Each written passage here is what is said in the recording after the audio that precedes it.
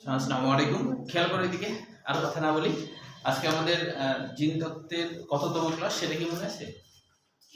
তৃতীয়। তাহলে আজকে তৃতীয় নম্বর ক্লাস, তৃতীয় নম্বর ক্লাসে চতুর্থ। আচ্ছা, আজকে চতুর্থ নম্বর ক্লাস। তো চতুর্থ নম্বর ক্লাসে আমরা ম্যান্ডেলের দ্বিতীয় সূত্রর ব্যতিক্রমের একটা পড়েছিলাম। আজকে হলো আরেকটা, সেটা হলো ম্যান্ডেলের যে সূত্র ছিল সেটা ছিল 9:3:3:1, তাই না? তো ব্যতিক্রম হিসেবে এর আগে আমরা একটা দেখলাম 9:7 হয়। আজকে আমরা দেখবো যে ব্যতিক্রমের কারণে 13:3 হয়। তো এই পরীক্ষাটা করেছিলেন অস্ট্রেলিয়াতে একজন বিজ্ঞানী, কয়েকজন মিলে গিয়ে পরীক্ষাটা করছিলেন। সেখানে মূল যে বিষয়টা সেটা হলো সাদা বর্ণের, সাদা লেঘন বলা হয়, সাদা লেঘন, লেঘন মোরগ, আর মনে করো সাদা ওয়ান ডট মুরগি। বলছি দাঁড়াও লিখে নিই, ওয়ান ডট। তো আসলে নামটা এরকম কেন হয়েছে যে সাদা লেঘন, এটা অস্ট্রেলিয়ান মোরগ মুরগি, এরা অনেক বেশি ডিম পারে এবং লেগ মানে তো পা, এদের পা গুলো অনেক বড় বড় হয় আর কি। হ্যাঁ, এরকম আর কি, বেশি বড় সাইজের হয় এবং এরা হচ্ছে যে বেশ আর কি ডিম পাড়ার ক্ষেত্রে বলা হচ্ছে এই লেঘন অস্ট্রেলিয়ার মোরগ মুরগি 365 দিনের মধ্যে 320 থেকে 25টা ডিম পারে গড়ে, এতগুলো ডিম পারতে পারে। 365 দিনের মধ্যে 320 থেকে 25টা ডিম পারে হলো এই সাদা লেঘন। আর যারা সাদা বান্ডার এরা অস্ট্রেলিয়ান মোরগ মুরগি, এটা একটু ছোট জাতের আর কি। হ্যাঁ, এটা একটু ছোট জাতের হয়। তো এরা হলো 365 দিনের মধ্যে 270 থেকে 90টা ডিম পারে, 270 থেকে 290টা ডিম পারে। আমাদের দেশের যে দেশি মুরগি যেগুলো, এরা নাকি ডিম পারে হলো বছরে 90 থেকে 105টা এর মধ্যে আর কি। আমাদের দেশের মুরগিরা এই ক্ষেত্রে খুবই সচেতন আর কি, অত ডিম পারে না। বুঝতে পারছো? এর কারণ হয়তো এটা হতে পারে যে ওদের দেশে তো জনসংখ্যা অনেক কম, তাই ওরা বেশি বেশি ডিম পারে, বলতে চায় যে তোমরাও একটু বেশি বেশি ডিম পারো, মানে বেশি বেশি বাচ্চা কাচ্চা পাও আর কি। আর আমাদের দেশে উল্টা, কারণ আমাদের দেশে জনসংখ্যা বেশি, তো ডিম কম পারে বোঝাতে চায় তোমরা একটু ডিম কম পারো, তোমরা একটু মানে সাবধানে চলো এরকম আর কি। এরকম হতে পারে হয়তো। অথবা অনেকের ধারণা যে আমাদের দেশি মুরগিরা এরা হয়তো জন্ম নিয়ন্ত্রণ কোনো পিল টিল খায়, হয়তো এরা ডিম টিল কম পারে, যাতে বাচ্চা কাচ্চা বেশি না খায়। হ্যাঁ, এরা খুবই সীমিত, তাই না? যদিও আমাদের দেশি মুরগির ডিমের টেস্ট কিন্তু অন্য যে কোনো ডিমের থেকে অনেক বেশি, তাই না? সংখ্যায় কম, সাইজেও ছোট্ট, কিন্তু টেস্ট কিন্তু ভালো। এটা তো তোমরা তো খাইলে বুঝবা, তাই না? দামও বেশি। হ্যাঁ, না, একই যদি লাগতো তাহলে মনে করবা সবাই দেশি মুরগির দাম বেশি দেখবা, 80 টাকা হালি। না, শুনছিলে তো পুষ্টিগুণ বা হচ্ছে সবকিছু বেশি দেশি মুরগিটাতে, কিন্তু টেস্ট তো একই মনে হয় না। তুমি মানে যদি পরবর্তীটা হও তাহলে হয়তো বুঝতে পারবা। অনেকে আছে যে গরু খাসি বুঝে না, এরকম অনেকে থাকে না। অনেকে কিন্তু হ্যাঁ ওই দেখো, তার মানে ও তুমি কোনোটাই তার মানে বুঝো না আর কি। একই আর কি সব কিছু। আর আমি মুরগিটা অত ভালো মানে বুঝতে পারি, ব্রয়লারটা বুঝতে পারি কারণ ওটা হচ্ছে অন্যটা মাংস বুঝো বেশি না। হয়। তার মানে তুমি তো গরু ছাগল বুঝো না, তাহলে ডিম আর কি ওটাতে বুঝবা না, তাই না? যে টেস্টের ব্যাপারটা আমাদের সাতকরক যে আছে জিহ্বায়, হ্যাঁ, এখন সাতকরকের যদি কারো স্নায়ুতন্ত্রের সমস্যা থাকে তাহলে একটু বোঝার ক্ষেত্রে সমস্যা হতে পারে। যেমন হলো আমাদের ওই যে তোমার চিনির যে মিষ্টতা আর স্যাকারিন, তো একই জিনিস কিন্তু খালি কি করছে, চিনির মধ্যে ক্লোরিনটা ঢুকাই দিয়েছে জোর করে। আর ওই ক্লোরিনটা ঢুকাই দেওয়ার কারণে দুইটা কাজ হয়েছে। একটা হয়েছে যে ওই চিনিটা তো আর চিনি নাই, ওর সাথে ক্লোরিন ঢুকে গেছে।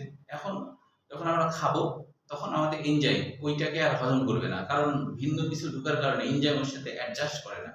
তখন কিন্তু ওই স্যাকারিন যেটা যেটা চিনির একটা রূপান্তরিত অবস্থা, ওইটা কিন্তু আর কি করতে পারে না, হজম হয় না। হজম না হওয়ার কারণে কি হচ্ছে, আমাদের কোনো ক্ষতি হচ্ছে না, সরাসরি পায়খানার সাথে মিশে বের হয়ে চলে যাচ্ছে, শরীরে কিন্তু একটু জমলো না। এই জন্য আর কি যে জিরো ক্যাল বলে যে এটা খাইলে পরে আমাদের সমস্যা নাই, এরকম বলে। কিন্তু মিষ্টি বেশি লাগার কারণ কি? মিষ্টি বেশি লাগার কারণ হলো ওই চিনির সাথে যে ক্লোরিন দেওয়া আছে না, ওই ক্লোরিনটা আমাদের জিহ্বার যে শ্বাসকরক গুলো আছে, ওই শ্বাসকরক যে স্নায়ুগুলো আছে ওগুলোকে বেশি পরিমাণে উদ্দীপ্ত করতে পারে। বেশি উদ্দীপ্ত করে, যার জন্য দেখা যায় আমাদের মিষ্টিটা অনেক বেশি লাগে। তুমি স্যাকারিন যদি 1 চামচ চায়ের মধ্যে দাও তাহলে যে মিষ্টি হবে তুমি খেতেই পারবে না মিষ্টির ঠেলায়, চায়ের আর টেস্ট পাবে না, স্যার খালি অন্যরকম মিষ্টি। মিষ্টি লাগে ওইটা। এটা অন্যরকম, কারণ ওটা খুব পাওয়ারফুল ইয়ে করে তো এই জন্য। এই দুইটা মোরগ মুরগির খেয়াল করো তাহলে বুঝতে পারলা এরা অস্ট্রেলিয়ান মোরগ মুরগি, এই জন্য নামটা আর কি অপরিচিত, তোমাদের পরিচিত না, তাই না?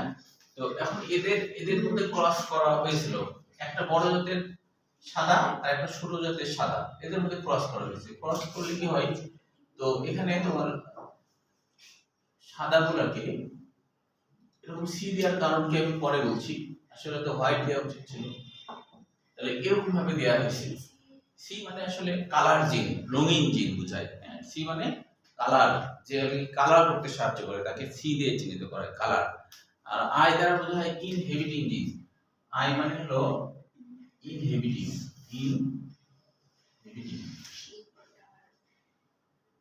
ইনহেবিটিং জিন মানে হলো বাধা দানকারী জিন, মানে যে জিনটা বাধা দেয় এটাকে বলে বাধা দানকারী জিন। এটা হলো বাধা দানকারী জিন, যে জিনটা কারো কাজকে বাধা দেয়। মানে অর্থাৎ এই যে সাদা লিখন, এদের কিন্তু রঙিন হওয়ার কথা ছিল, এর মধ্যে কিন্তু বড় হাতের সি আছে, এরা হলো রঙিন জিন, কিন্তু বড় হাতের আই থাকার কারণে কি হচ্ছে যে বড় হাতের সি তার কাজ চালাতে পারছে না, অর্থাৎ রঙিন বানাতে পারলো না, তাই সাদা আই হয়ে গেছে। বুঝা গেল কি? আর নরমালি যেটা ছোট হাতের সি এটা আদতেই সাদা, এটা এমনিতেই সাদা, আর এটা কিন্তু আসলে রঙিন জিন, রঙিন মোরগ মুরগি ছিল, কিন্তু বড় হাতের আয় থাকার কারণে এটা রঙিন হতে পারেনি। এখন এদের মধ্যে যদি ক্রস করা হয়, গ্যামেট তো আমরা জানি অর্ধেক অর্ধেক করে হয়, গ্যামেট সবসময় মিউসিস বিভাজনের সময় অর্ধেক হয়ে যায়, তাই না? সব দিনে অর্ধেক অর্ধেক করে আসবে, তাহলে এখানেও তাই অর্ধেক অর্ধেক করে আসলো। এটা কিন্তু পরীক্ষায় অনেক বেশি আসে। এখন গুণ করার সময় অবশ্যই আমরা গোল দিয়ে ঘিরে ফেলবো, আর একই জিন পাশাপাশি রাখতে হয় সবসময়, কারণ জিনগুলো সবসময় জোড়া জোড়া থাকে, তাই না? তোমরা একটু লিখলে ভালো হয় না, প্র্যাকটিসটা হয়ে যায়।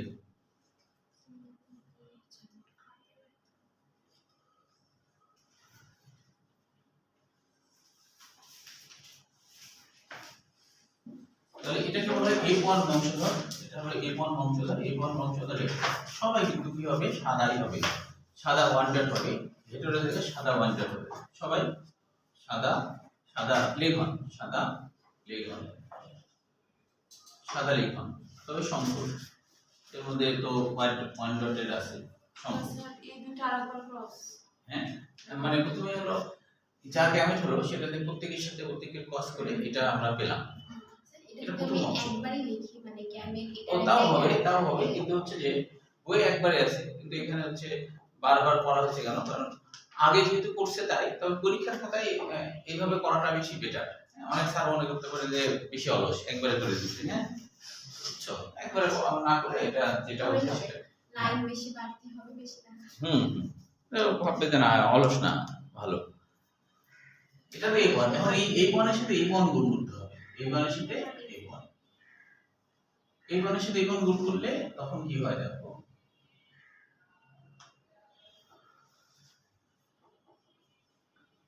স্যার এখানে যে যে পুরুষ আর নারীর যে চিহ্নটা হ্যাঁ চিহ্নটা দিতে হবে, হ্যাঁ চিহ্নটা দিতে হবে, হ্যাঁ, কারণ এখানে তো পুরুষ নারী দ্বারা তো হবে না, মানে মোরগ মুরগি, তাই না? এটা মোরগ একটা মুরগি, এটা তো অবশ্যই চিহ্ন দিতে হবে, যে কোনো একটা। তুমি কিন্তু এরকম না যে আমি আগে ধরো এটা পুরুষ দিলাম, হ্যাঁ, এটা যদি মহিলা দেওয়া তাতে সমস্যা নেই, তাহলে ওটা তখন পুরুষ দিতে হবে, যে কোনো একটা দিলেই হলো। এরকম না যে আগেই আমাকে এটা দিতে হবে, এরকম কিছু নাই, একটা দিলেই হলো, যে কোনো একটা দিলেই হয়ে গেল।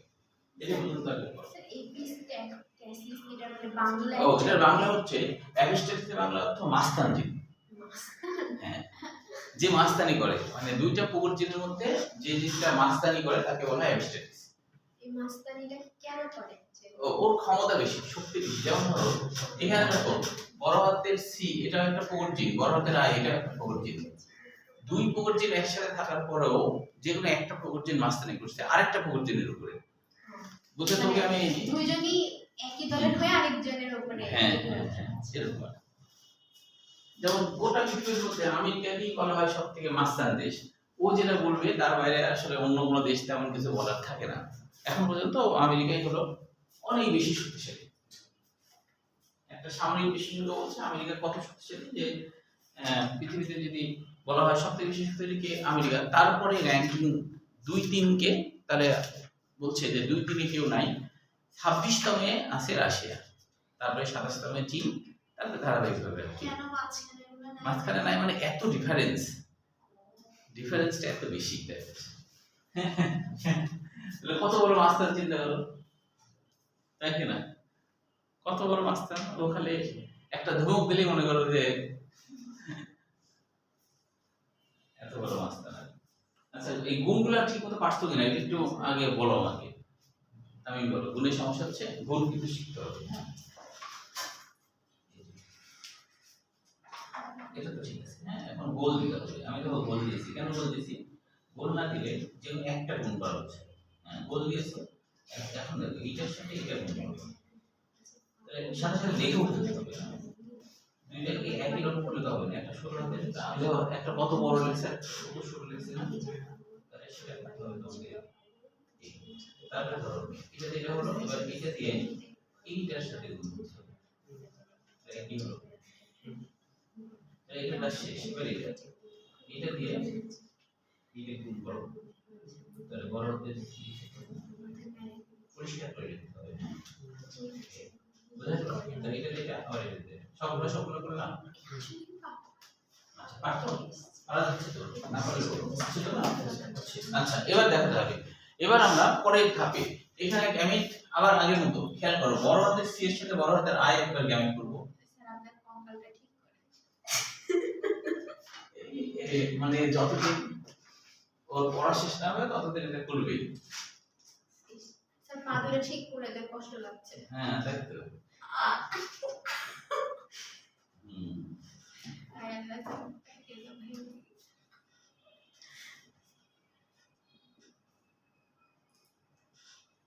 তাহলে তুমি তো ভয় থাকে, বুঝছো? যে সামনে কথা বললে খুব ভয় হয়।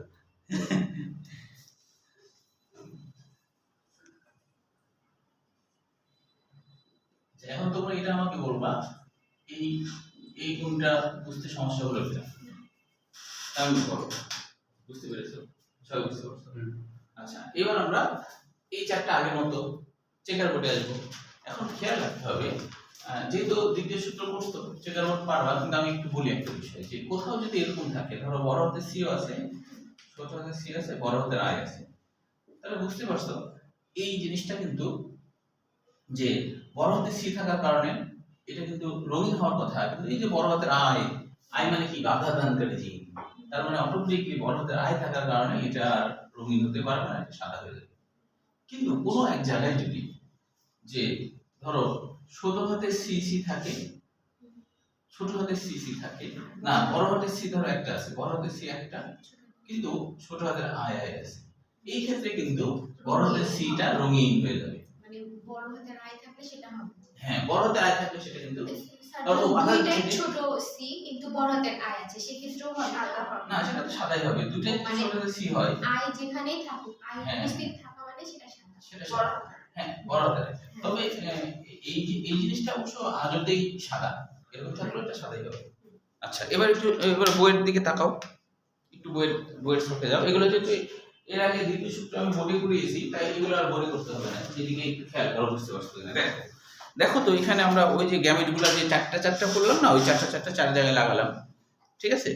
লাগায় এবার বইয়ের দিকে তাকাও, দেখো প্রথমটার সাথে বাম দিকের প্রথমটার সাথে ডান দিকের 4টা গুণ করব। একইভাবে বাম দিকের দ্বিতীয়টার সাথে 4টা গুণ, বাম দিকের তৃতীয়টার সাথে 4টা গুণ, বাম দিকের চতুর্থটার সাথে 4টা গুণ করলাম। গুণ করে দেখো তো রঙিন হয়েছে 3টা, তাই না? দেখো যারা রঙিন হয়েছে সেখানে কি বড় হাতের আই আছে? বড় হাতের আই কিন্তু নাই, আর বড় হাতের আই নাই বলেই এটা রঙিন হতে পেরেছে, তাই কি না? আর অন্যগুলো সবাই সাদা কেন হচ্ছে? দেখো সবগুলোতে বড় হাতের আই আছে। বড় হাতের আই থাকলেও এমনি ছোট হাতের দুইটা সি বাই থাকলেও সেটা সাদা। হ্যাঁ, সেটা তো সাদা, ও তো আজই সাদা, ছোট হাতের সি সবসময় সাদা। আচ্ছা, ভালো করে বলো, কারণ এটা একটু পরীক্ষায় খুব আসে। দেখো তো বুঝা যাচ্ছে কি? আচ্ছা, আমি বলো মেহেদি, বুঝতে পারছো? সবাই বুঝতে পারছো? আচ্ছা, তাহলে এবার আমরা চলে আসি পরেরটাই। এবার দেখো দ্বৈত প্রচ্ছন্ন অ্যাবিস্টারিস।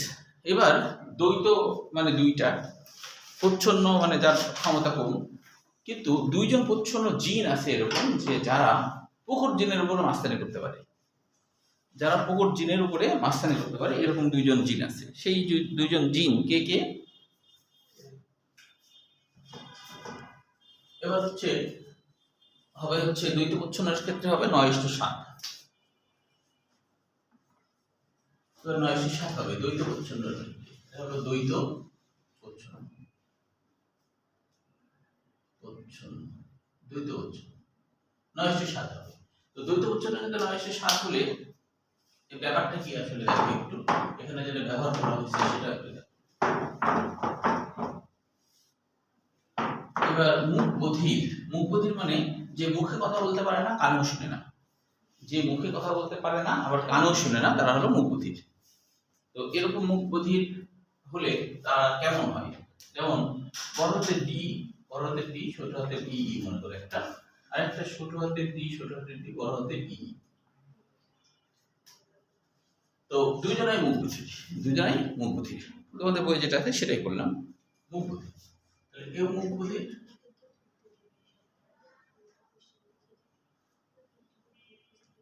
আবার কেউ মুখ বধির,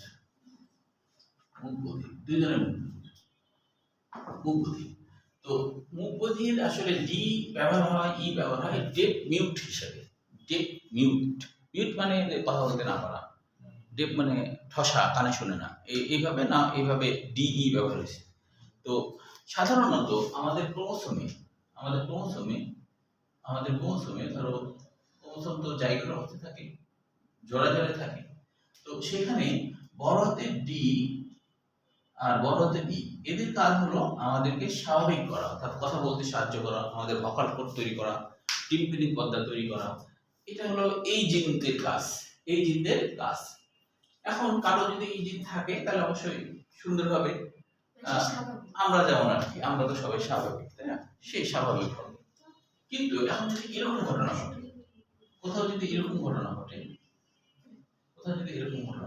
সব রকমই আমি দেখাচ্ছি। বড় হাতের ডি আছে, ছোট হাতের বি, বড় হাতের ই আছে, ছোট হাতের ই, এরকম যদি থাকে তাও সে স্বাভাবিক। কেন? কারণ হলো যে বড় হাতের ডি, ছোট হাতের ডি কিন্তু খারাপ জিন, যে জিনটা আমাদের মুখ বধির বানাতে সাহায্য করে। ছোট হাতের ইও একই রকম জিন, যে আমাদের মুখ বধির বানাতে সাহায্য করে। কিন্তু ও যদি একক মাত্রায় থাকে, একা থাকে, তাহলে প্রকট জিনের সাথে পারে ওঠে না,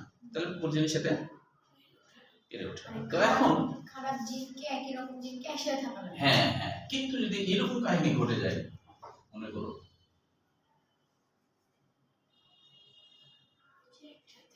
এখন বড় হাতের ডি আছে, বড় হাতের ই আছে, এরা তো প্রকট জিন।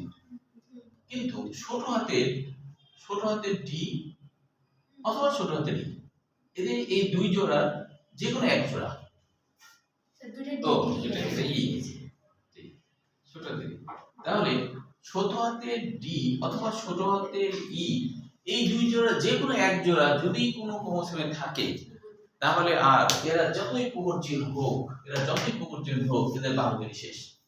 প্রচ্ছন্ন দুই দিনই ওর অবস্থা খারাপ হবে, মানে ওর ক্ষমতা দেখাতে পারবে না। তাহলে দুইটা প্রচ্ছন্ন জিন প্রকট জিনগুলো মাঝখানে বসতে বলে এর নাম হলো দ্বৈত প্রচ্ছন্ন অ্যারিস্টটল। দুইটা প্রচ্ছন্ন জিন প্রকট জিনগুলো মাঝখানে বসছে, বুঝা গেল কি?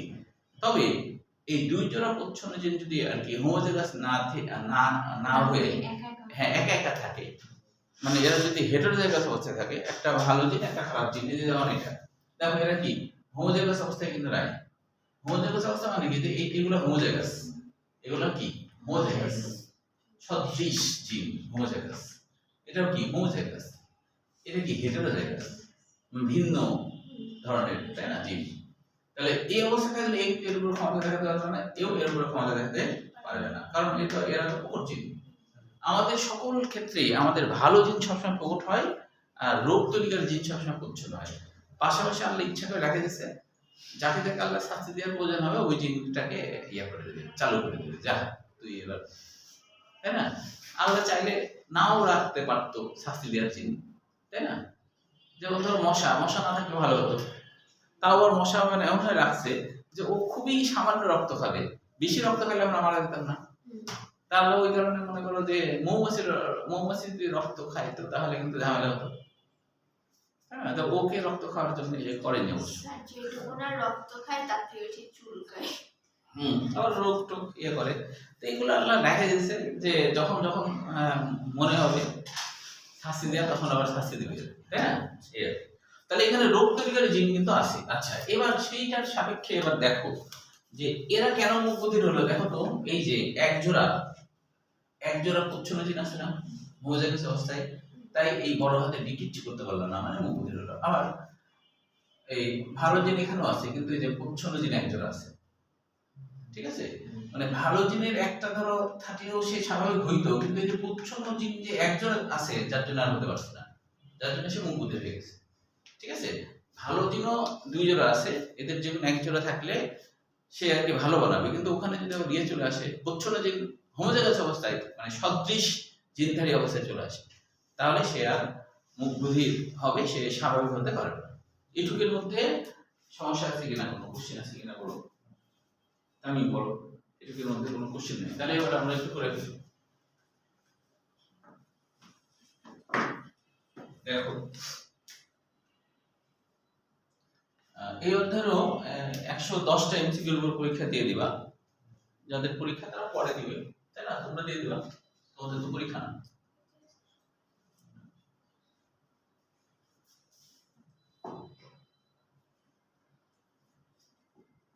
তাহলে এখন তো বুঝতে পারছেন কি হবে। এখন এটার সাথে আগের মতো এটা গুণ করো। অনেকে করে কি এভাবে রেখে দেয়, পরে লেখে না, তুমি যখনই করবা তখনই লিখবা। পরে লিখতে গেলে আবার তাকাতে হয় যে এটা কি কি, তাহলে ডবল থাকবে। তুমি প্রথমে লিখছো, প্রথমে করে ফেলো।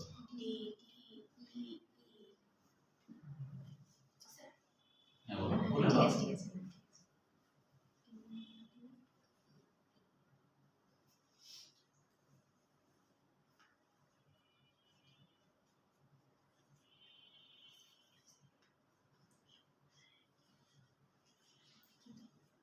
এখন দেখো, এইটা স্বাভাবিক হবে না? বলো তো, এটা স্বাভাবিক হবে কিনা? এটা স্বাভাবিক মানুষ হবে না? কারণ দেখো তো, এখানে কি তোমার হচ্ছে প্রচ্ছন্ন জিন হোমোজাইগাস অবস্থায় কেউই নাই, কিন্তু মানে দুইটা শব্দ আছে দি একসাথে নাই, তার মানে হোমোজাইগাস অবস্থায় নাই।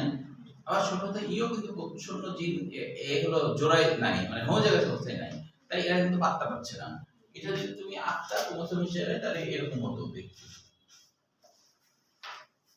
ক্রোমোসোমটা যদি রাখবো তাহলে এরকম হবে, একটা এখানে ডি, একটা ই, আর একটা বড় থেকে একটা ছোট থেকে, এরকম অবস্থা। এরকম অবস্থায় থাকলে তো আর মুখ বধির হবে না, বুঝলি? তাহলে এরা এই বংশ করে সবাই কিন্তু কি হলো, সবাই হচ্ছে স্বাভাবিক হয়ে গেল। এই অধ্যায়ের সব থেকে প্যারা কম কিনা?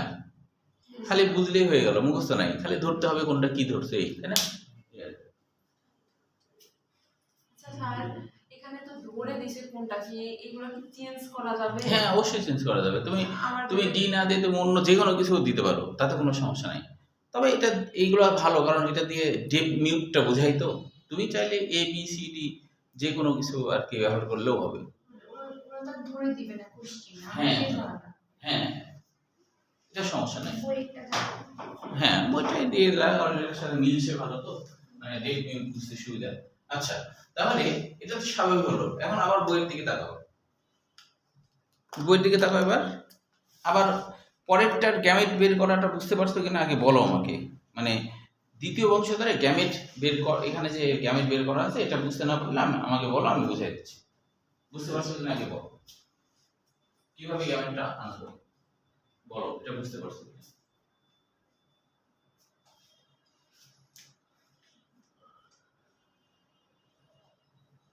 বলো তো, আমি গ্যামেট বের করা বুঝতে পেরেছো? তুমি বুঝতে পারছো না? আচ্ছা, তাহলে এবার দেখো যে আগের মতোই প্রত্যেকের সাথে প্রত্যেকে গুণ করলাম। এবার দেখো তো, যারা মুখ বধির হয়েছে তারা কেন মুখ বধির হয়েছে বুঝতে পারছো? দুইটা হ্যাঁ, দুইটার মধ্যে যে কোনো এক জোড়া প্রচ্ছন্ন জিন চলে আসছে না, এক জোড়া প্রচ্ছন্ন জিন চলে আসছে, তো তাহলে বাধ্য হয়ে সে মুখ বধির হয়ে গেল, তাই না? বলো, এটির মধ্যে কারো কোনো কোশ্চেন আছে কিনা বলো। এইটুকুর মধ্যে কারো কোশ্চেন আছে কিনা? নাই? সামনে আগাই। কতটুকু বুঝতে পারছো? আচ্ছা, তাহলে খালি ধরতে হবে আর ব্যাখ্যাটা গাণিতিকভাবে করে দিলেই হয়ে গেল। এবার দেখো পলিজেনিক ইনহেরিটেন্স, এটা পরীক্ষায় যদি আসে না, এমনি জাস্ট একটু জেনে রাখো। সেটা হলো যে পলিজেনিক ইনহেরিটেন্স হলো, পলি মানে তো বহু, জেনিক মানে জিন। যখন কোনো একটা বৈশিষ্ট্যের জন্য একাধিক জিন দায়ী, যখন কোনো একটা বৈশিষ্ট্যের জন্য একাধিক জিন দায়ী, সাধারণ নিয়ম হলো একটা জিন একটা বৈশিষ্ট্যের জন্য দায়ী থাকে, কিন্তু এমনটা না হয়ে কোনো একটা বৈশিষ্ট্যের জন্য যখন অনেকগুলো জিন দায়ী, বেশি জিন থাকলে ওই বৈশিষ্ট্য ভালো করে হবে। যেমন ধরো কালো রং হওয়া আর ফর্সা রং হওয়া, এটার ক্ষেত্রে পলিজেনিক জিনটা কাজ করে। যেমন আমরা জানি যারা নিগ্রো কালো, তাই না, ওর মধ্যে 4টাই কালো তৈরিকারী জিন আছে। এখন যদি এর মধ্যে ওই নিগ্রো কালোর সাথে ইউরোপিয়ানদের কারো বিয়ে দেওয়া যায়, মানে যারা সাদা ধবধবা, যদি বিয়ে দেওয়া যায় তাহলে কিন্তু বাচ্চা হবে, এটাকে বলা হয় মিউল্যাটো। মিউল্যাটোর মানে মাঝারি ধরনের, মানে কালো ফর্সার মিক্সচার, শ্যামলা আর কি, কালো ফর্সার মিক্সচার শ্যামলা। হ্যাঁ, তারপরে আবার আবার ধরো শ্যামলার সাথে শ্যামলার বিয়ে দিলাম, তখন দেখা যাবে এর মধ্যে কেউ হয়তো ওই কালোই হবে, আবার কেউ হলো ফর্সা হবে, কেউ হলো, যেমন ধরো আমাদের দেশ যে সবথেকে বেশি ফর্সা না, তার মধ্যেও কালো জিন একটা আছে। 4টার মধ্যে একটা কালো জিন তার মধ্যে আছে, বুঝছো? আমাদের দেশে অরিজিনাল ফর্সা মানুষ নাই। অরিজিনাল ফর্সা মানুষ কাদের কোন দেশে আছে?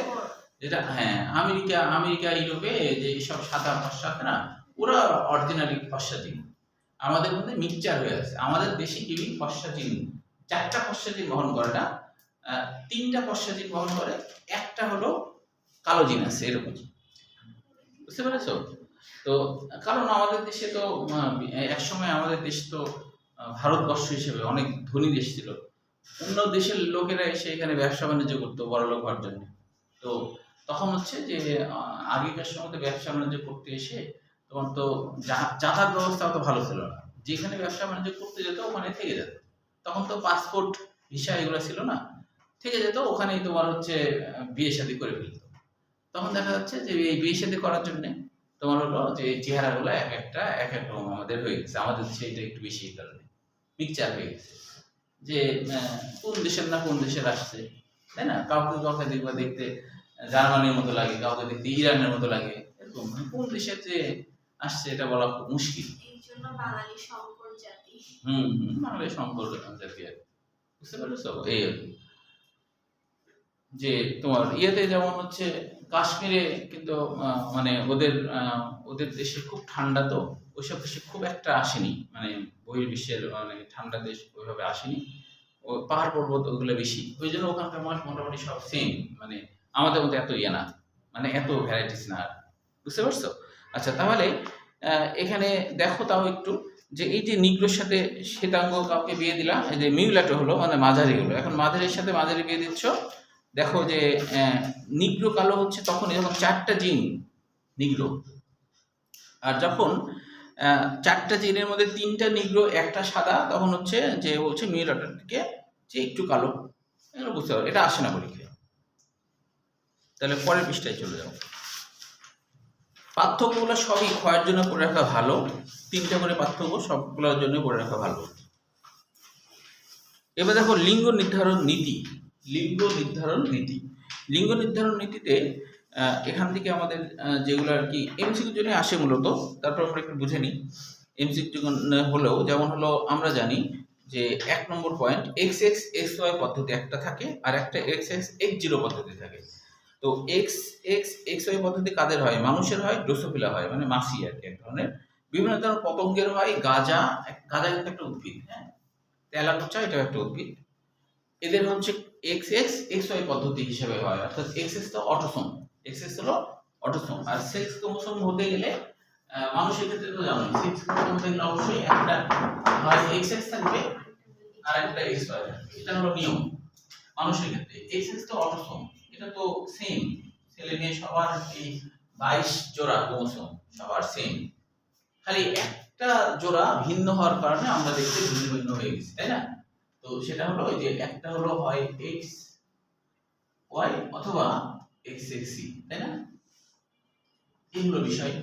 তো তার মানে হলো তোমার শরীরের মধ্যে একটা সেলের মধ্যে 22 জোড়া ক্রোমোসোমই কিন্তু মেয়েদের ক্রোমোসোমের মতোই, খালি একটা ভিন্ন রকম হয়ে গেছে, একটা খালি ভিন্ন রকম হয়ে গেছে। আর ওই একটা ভিন্ন রকম হয়ে যাওয়ার কারণেই ভিন্ন রকম হয়ে গেছে আমরা, বুঝতে পারছো? তাছাড়া কিন্তু আমরা সবাই দেখতে একই রকমই হতাম, সবাই দেখতে একই রকম। হ্যাঁ, একই রকম হলে আবার সমস্যা হতো, তাহলে বাচ্চা কাচ্চা হওয়ার ক্ষেত্রে একটা ঝামেলা। তখন হয়তো এরকম সিস্টেম থাকতো যে কারোর বাচ্চার দরকার হলে আকাশে যে চাইতে হতো, আল্লাহ একটা দাও, আমি গ্যাস নিয়ে নিচ্ছি, আকাশ থেকে ফেলতেও নিয়ে নিত, তাই না? ঠিক কিনা? অথবা হচ্ছে যে এমন এমন জ্ঞান দিত আমাদেরকে যে আমরা কম্পিউটারের মাধ্যমে ডাউনলোড করে বাচ্চা নিতে পারি। হ্যাঁ, মানে ওই বাচ্চা আবার চেহারা, হ্যাঁ মানে চেহারা আর কি নিজেরাই সুন্দর বানায় টাকায়, তারপরে ওকে ডান প্রিন্টার দিয়ে, মনে করো যে প্রিন্টারটা বাচ্চা বের হওয়ার প্রিন্টার দিয়ে মনে করো বাচ্চা লাভ দিবে, তাই না? আসি মনে করো যে তোমাকে আম্মু আম্মু বলতে শুরু করে দিল, কত ভালো, তাই না? এই আর কি। আচ্ছা, তাহলে এখানে আমাদের মনে রাখতে হবে XY পদ্ধতি কাদের কাদের এটা। আর দেখো XX পদ্ধতি মানে ঘাসফড়িং, সারপোকা প্রভৃতি পতঙ্গ, এদের কিন্তু হয় হলো যে X0 মানে হলো যদি কোনো পোকা XX থাকে তাহলে সে মহিলা, ঠিক আছে, কিন্তু পুরুষ হতে গেলে তার হচ্ছে যে কি থাকবে না, তার হলো যেরকম X থাকবে, এখানে আরেক হ্যাপ্লয়েড অবস্থা থাকবে, তার হলো হ্যাপ্লয়েড অবস্থা থাকবে। 0 মানে এখানে এরকম সিঙ্গেল, এখানে কোনো ক্রোমোসোমই থাকবে না। এরকম যদি একটা হয়ে থাকে তাহলে সে ছেলে। আর যদি তারপর 0টা বসাতে হয় মানে মিলানোর জন্য, আর যদি হলো এরকম হয় X হয়ে যায়, তখন সে মহিলা। তো এটা হচ্ছে যে থাকে হচ্ছে কাদের, সেটা একটু মনে রাখতে হবে এমসিকিউর জন্য। হ্যাঁ, এখানে দেখো এই গ্যামেট গুলো বের করা, এগুলো তোমরা পারবা, তাহলে এটা এমসিকিউর জন্য। হ্যাঁ, এবার আমরা চলে আসি, এটা কিন্তু খুবই গুরুত্বপূর্ণ, সেক্স লিঙ্ক ডিসঅর্ডার। আগামী দিনে শেষ হয়ে যেতে পারে, তাহলে রবিবারে এমসিকিউ পরীক্ষা দিয়ে দিবা। আগামী দিন শেষ হলে রবিবারে এমসিকিউ পরীক্ষা দিবা, তারপরে শেষ। আচ্ছা দেখো, সেক্স লিঙ্ক ডিসঅর্ডার। দেখো সেক্স লিঙ্ক ডিসঅর্ডার এটা হলো কি? সেক্স লিঙ্ক ডিসঅর্ডার হচ্ছে যে লিঙ্ক মানে কি সংযুক্ত, আর সেক্স মানে সেক্স ক্রোমোসোম, মানে সেক্স ক্রোমোসোমে সংযুক্ত কিছু জিন আছে যারা অস্বাভাবিকতা প্রদর্শন করে, সেটাই হলো সেক্স লিঙ্ক ডিসঅর্ডার, অস্বাভাবিকতা করে। যেমন দেখো যে এখানে কিছু এমসিকিউর জন্য আমরা পড়বো, যেমন 4র্থ নম্বর লাইনে আছে মানুষে এ পর্যন্ত 60টি সেক্স লিঙ্ক জিন পাওয়া যায় মানুষে। আর সেক্স লিঙ্ক ইনহেরিটেন্স কাকে বলে, এটা বোর্ড পরীক্ষায় আসছিল একবার। সেক্স ক্রোমোসোমের মাধ্যমে সেক্স লিঙ্ক বৈশিষ্ট্যের বংশ পরম্পরা সঞ্চালিত হওয়াকে সেক্স লিঙ্ক ইনহেরিটেন্স বলে। এটা কিন্তু একবার বোর্ড পরীক্ষায় আসছিল, তো একটা স্টুডেন্ট বানায় লিখছিল, মানে ভুলভাল আর কি লিখছিল আন্দাজে। ও লিখছিল কি যে জিনের কারণে ছেলেদের সেক্স বেড়ে যায় তাকে বলে সেক্স লিঙ্ক। এটা বুঝছো? এটা কি করে হবে বলো? এটা কোনো কথা?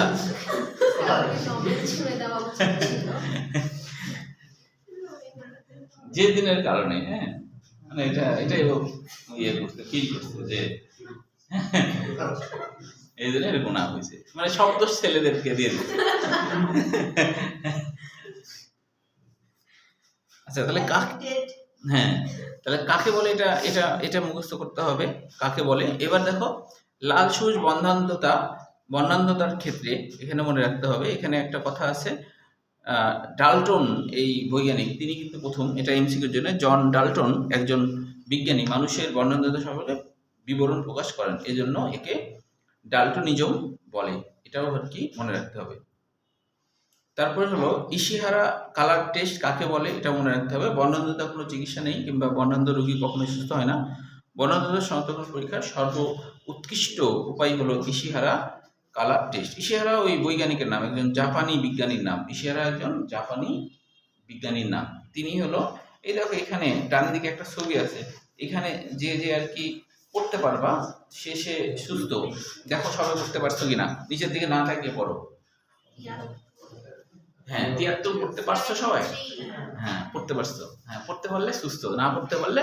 কিন্তু স্যার এটা না হচ্ছে এসএসসি তে একটা দেওয়া ছিল যে 73 এর ভিতরে 21 দেখা যেত, মানে সাদা কালো। আমি যে দুইটাই দেখতে পেতাম। তোমার একটু একটু চোখে সমস্যা নেই।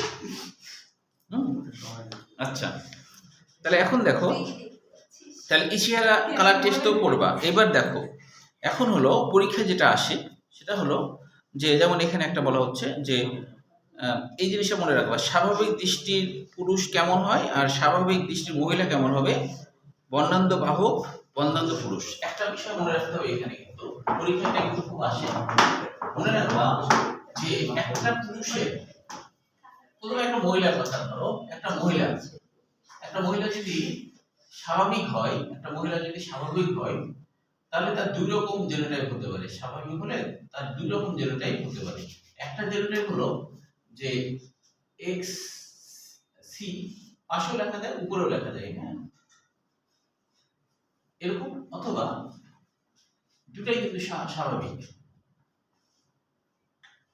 আর ছোট হাতের দুটাই স্বাভাবিক। এখন কথা হলো এটাও কেন স্বাভাবিক, কারণ বড় হাতের সি এটা প্রকৃতি, ও একা থাকলেই আর একটা খারাপ জিন থাকলে ওটাকে দমিত করে ওর প্রকাশ ঘটায়। তাহলে পুরুষের ক্ষেত্রে স্বাভাবিক হওয়ার জন্য দুই রকম জেনোটাইপ হতে পারে, কিন্তু মনে রাখবা মহিলার ক্ষেত্রে স্বাভাবিক হতে হলে, মহিলার ক্ষেত্রে যদি না পুরুষের ক্ষেত্রে স্বাভাবিক হতে গেলে দুই রকম জেনোটাইপ নাই, এক রকমই জেনোটাইপ। পুরুষের স্বাভাবিক হলে অবশ্যই স্বাভাবিক যদি হয় তাহলে বড় হাতের সি আর এই, এটাই থাকবে, এটাই স্বাভাবিক। মানে মহিলাদের ক্ষেত্রে স্বাভাবিক তবে বর্ণান্ধ বাহক, এখন পরীক্ষায় যে কোনো ভাবে আসুক না কেন, তোমরা একটু নিজেরা করে ফেলো দেখি, এখনই করে ফেলো, কারণ পরীক্ষায় আসে এটা যে তুমি একটা যে বইয়ে যেটা আছে সেটা না করে অন্য একটা করো। এখানে আছে বর্ণান্ধ পুরুষের সাথে স্বাভাবিক মহিলার বিয়ে, তুমি দাও হলো স্বাভাবিক বর্ণান্ধ পুরুষ, তো স্বাভাবিক পুরুষের সাথে বর্ণান্ধ মহিলার বিয়ে দাও দেখি, বিয়ে দিলে কি হয়। যেভাবে যে কোনো ভাবে আসতে তুমি নিজে একটু করে ফেলো, লেখো স্বাভাবিক পুরুষের সাথে স্বাভাবিক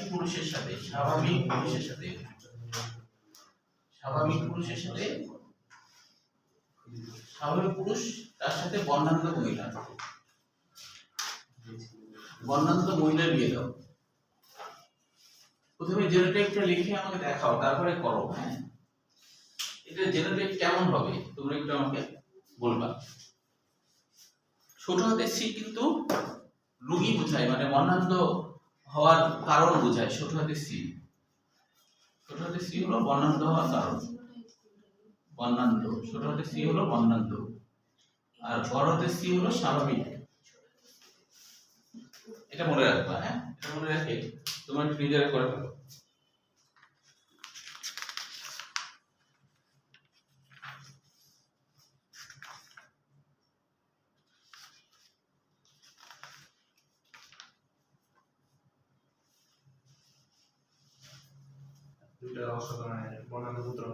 হ্যাঁ সেটা এখানে লিখতে হবে। তবে ইয়ের ক্ষেত্রে লিখবা স্বাভাবিক কন্যা, স্বাভাবিক পুত্র, মানে যখন বাচ্চা হবে তখন কিন্তু লিখবা না স্বাভাবিক পুরুষ, স্বাভাবিক মহিলা। বাচ্চা হওয়ার সময়, কারণ কেবল যখন হয় তখন তার পুরুষ মহিলা থাকে না, তখন কন্যা অথবা কি পুত্র এটা লিখতে হবে, কন্যা অথবা পুত্র এটা লিখতে হবে। হ্যাঁ সেটা একটু লেখো।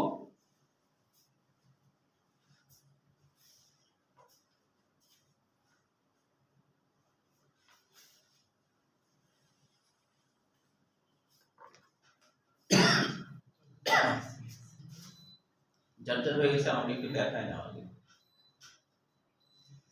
তারপরে দ্বিতীয় বংশধরও করা যেতে পারে, না বুঝলে আমাকে বলবো। হ্যাঁ শিখতে হবে কিন্তু, হ্যাঁ সিগুলো একটু ক্লিয়ার করে লিখবা, বড় হতে বেশি বড় সি, একটা একটু বেশি ছোট করবা। হ্যাঁ স্বাভাবিক ঠিক আছে,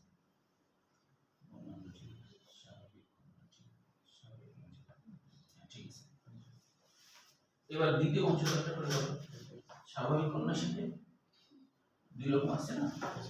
অনানুষ্ঠান হ্যাঁ, তাহলে করে পরে দ্বিতীয় বংশধর বলে দেবো। নাম দিলে আমাকে বলো, কিন্তু শিখতে হবে। হ্যাঁ বলো, কোনো সমস্যা তুমি আমাকে বলো।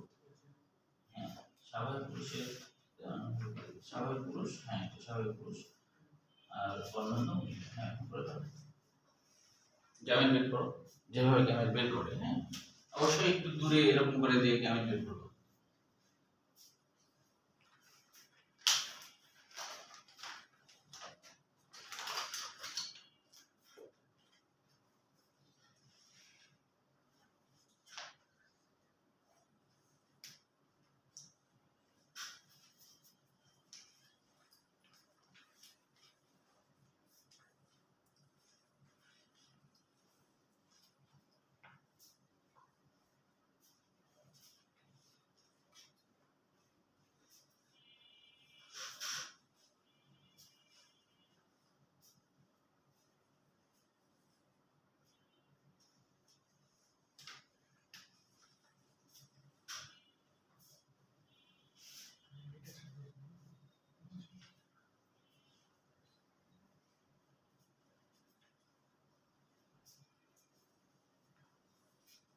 হয়েছে সবার?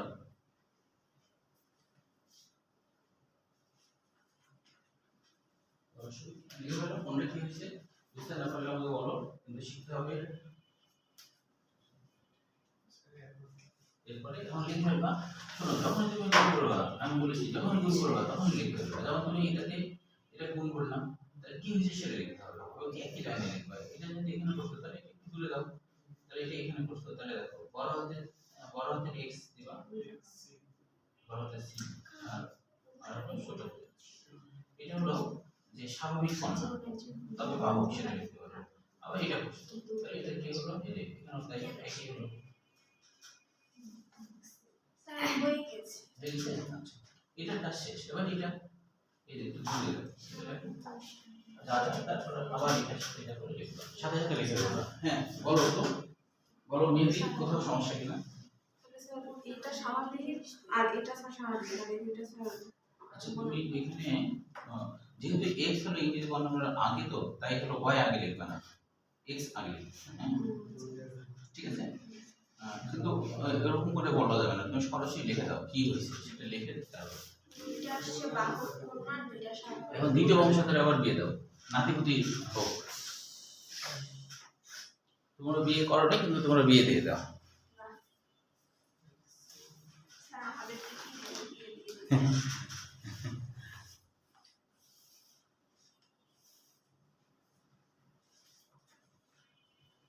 আমার এক প্রাক্তন ছাত্রীর বিয়ে দেওয়া হচ্ছে।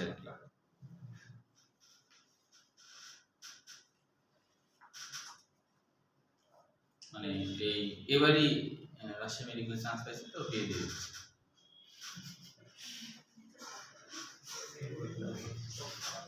হ্যাঁ, ছেলেও ডাক্তার, দুইজনে ডাক্তার হবে। এ ডাক্তার হয়ে যাবে, আর ও তো ডাক্তার ঢাকাতে চাকরি করে না, ইয়াতে মেডিকেলে আর কি। ডাক্তাররা সাধারণত ডাক্তারকে বিয়ে করে, দেখা যায়। কারণ যোগ্যতা তো মিলতে হবে, তাই না? বলো লেখা লিখতে কি হবে, লিখে পারো তুমি, লেখো এতে লেখো। হ্যাঁ হ্যাঁ, ওটা কি সেটা লেখো তুমি। মানে এটা দেখে দেখে লেখো কি হবে। এখানে তো যেটা হবে সেটা লেখো।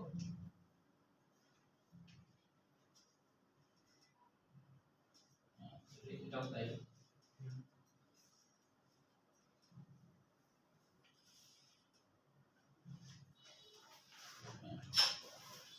এরপরে নাতিপুতি কি হবে?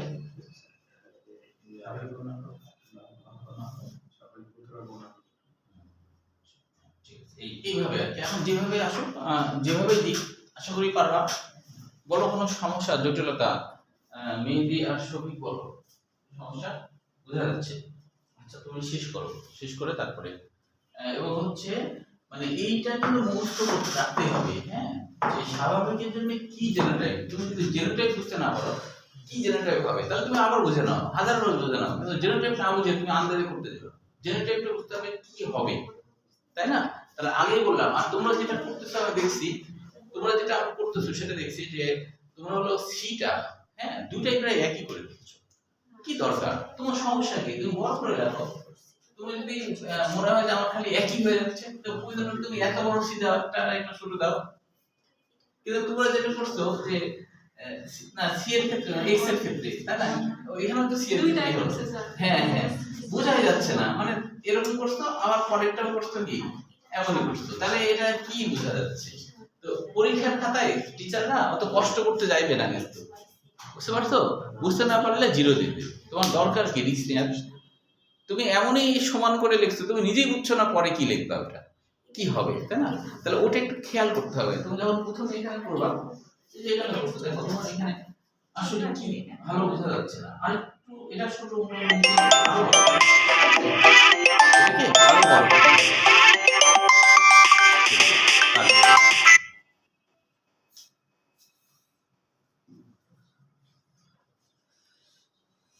আচ্ছা বলো, আমি আর মেহেদি বলো তো, সমস্যা আছে? বুঝতে পেরেছো তো? আচ্ছা, তাহলে এবার পরেরটাতে আসি আমরা। এবার হলো এটা, তাহলে যেভাবে আসুক পারা যাবে তো নাকি? তাহলে এখানে একটা এমসিকিউ আছে, মহিলাদের তুলনায় পুরুষরা বেশি বর্ণাঢ্য হওয়ার কারণ। পরিসংখ্যানে দেখা গেছে মার্কিন যুক্তরাষ্ট্রে প্রায় 8% পুরুষ এবং মহিলা হলো 0.5% বর্ণাঢ্য হয়। পুরুষরা বেশি হয় কারণ পুরুষদের একটা যদি ছোট হাতে সি থাকে, ওদের তো ব্যাকআপ কপি নাই, তাই না? ওয়াই হলো কোনটাই বহন করে না। ওয়াই ভালো জিনিস বহন করে না, খারাপ জিনিস বহন করে না, কারণ ওয়াই ক্রোমোসোম খুবই ছোট। এক্স ক্রোমোসোম যদি এত বড় হয়, তাহলে ওয়াই ক্রোমোসোম হলো এইটুকু, এত ছোট বড়। তো এই ছোট বড় অনেক ছোট হওয়ার কারণে এরা অনেক জিনিস বহন করে না, ভালো জিন খারাপ জিন কিছুই বহন করে না। কাজেই একটা পুরুষের একটা যদি ছোট জিন থাকে, মানে খারাপ জিন থাকে, তাহলে সে বর্ণাঢ্য হয়ে যাচ্ছে। এই জন্য পুরুষদের বেশি হওয়ার সম্ভাবনা বেশি। মহিলাদের কিন্তু ব্যাকআপ কপি আছে, তাই না? এক্ষেত্রে মহিলাদেরকে আল্লাহ সেভ করছে, অনেক জায়গাতেই মহিলাদের বেশি আছে, ছেলেদের কম আছে। বুঝছো? এই হলো বিষয়। আচ্ছা, এবার পরের বিষয়টা দেখো, হিমোফিলিয়া। এখন সবগুলোই সেম। হিমোফিলিয়ার ক্ষেত্রে হিমোফিলিয়া না, 4টা বাজেনি তো, আর 2 মিনিট আছে। আচ্ছা, হিমোফিলিয়াতে শেষ করি। হ্যাঁ, হিমোফিলিয়ার ক্ষেত্রে বলা হচ্ছে যে হিমোফিলিয়া জিনিসটা কি? হিম মানে রক্ত, ফিলিয়া মানে ফিলিং, মানে যাদের রক্তের প্রতি আকর্ষণ থাকে না, তারাই হলো হিমোফিলিয়া। তারা কি? হিমোফিলিক, যাদের রক্তের প্রতি কোনো আকর্ষণ থাকে না। তো এখন এই খালি এটা দেখো, এই যদি পরীক্ষায় আসে তাহলে তুমি হচ্ছে যে এটা দিবা আগের মতোই। দেখো এখানে স্বাভাবিক পুরুষ কি, বড় হাতের এইচ হবে। সবসময় মনে রাখবা, যারা রোগী আর কি, তাদের ক্ষেত্রে সবসময় ছোট হাতে চিহ্ন হয়, মানে রোগ হলে ছোট হাতে চিহ্ন। হ্যাঁ, প্রচ্ছন্ন। হ্যাঁ, তাহলে এখানে দেখো স্বাভাবিক কিন্তু বাহক মহিলা ছোট হাতে এইচ দিয়েছে না? এর মানে বোঝাচ্ছে যে স্বাভাবিক সবসময় ছোট হাতের এইচ হয় কি, বাহক তো এটা রোগ তৈরি করবে, তাই না? এখন এইভাবে না আসে, যদি আসে স্বাভাবিক পুরুষের সাথে হিমোফিলিক রোগীর বিয়ে দিল, তাহলে কি হবে, তাই না? আচ্ছা, এইটুকু যদি থাক।